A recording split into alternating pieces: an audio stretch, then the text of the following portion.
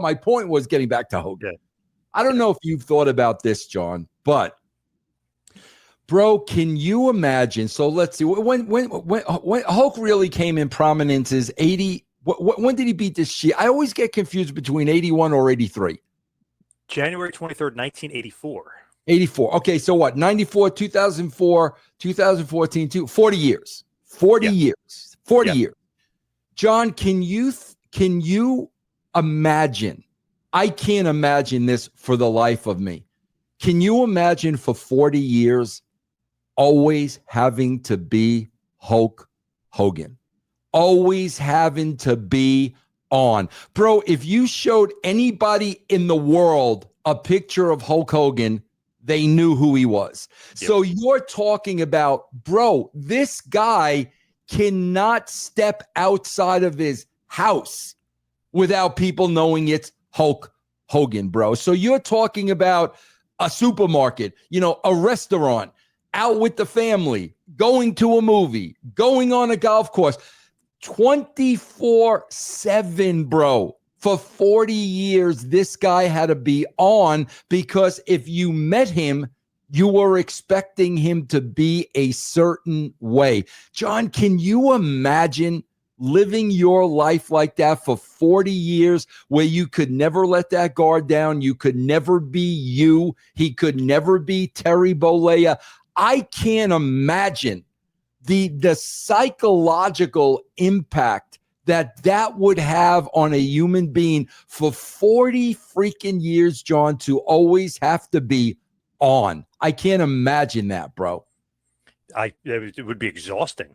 Yeah, you know what I mean? Like, whew, crazy. And the thing with Hulk too, and I've met thousands of wrestlers. I've interviewed thousands of wrestlers.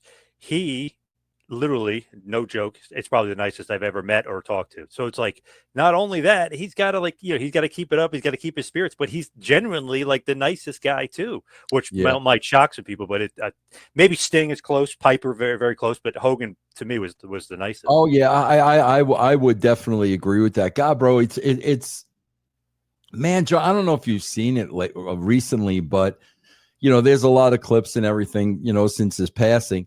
Man, did you see the first time he appeared on the Tonight Show with Johnny Carson? Right off of Thunder Lips. Oh, yes. Oh, and he's talking about how big his arms are and stuff. Yeah. I mean, bro, did he not come across as a totally different person? That was not the Hulk Hogan who came to be. People, you guys should go back and watch that because he's such a quiet, humble, talking in regular voice. I mean, it's unfreaking believable.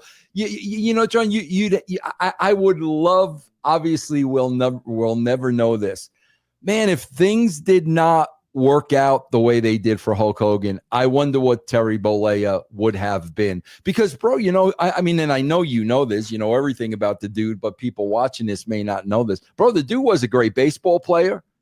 He was a musician. He played the guitar. So he had a lot of talents, man. It would just be, I wonder, John, what he would have wanted to be if he had not been. I would guess a musician because that's what he was trying to do before he became a wrestler. When you interviewed him, did that ever get brought up? No. Never brought that up. No, we're just talking about his wrestling, his legacy and stuff. Never anything about his personal life. But he was a bass player, right? He played the bass. He played the bass, and from what I read in his younger years, and I mean, you look at the size of him, I believe it. He was a great baseball player. I mean, he could hit a baseball.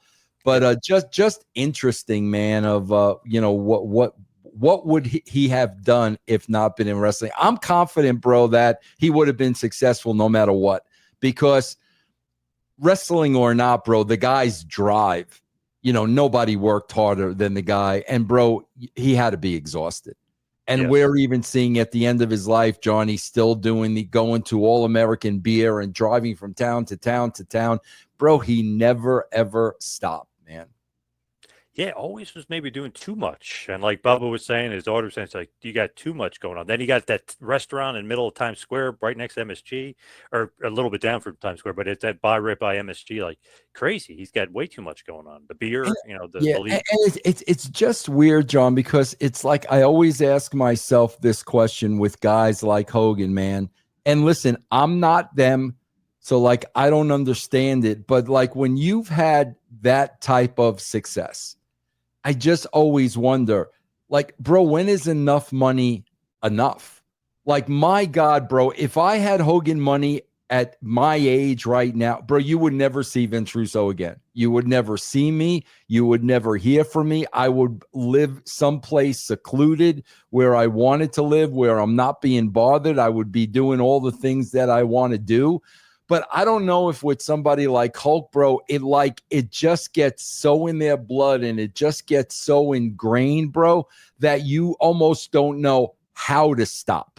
You know what I'm saying, bro? And then, because John, I swear, it's like people ask me all the time about the Attitude Era. Oh, bro, how is it? How did it feel when you finally passed WCW and whatnot? And what I always tell them is, because it was such a grind, John, and it was week after week after week, and it was 2 shows and a pay-per-view, blah, blah, blah, you never had the time to stop and smell the roses.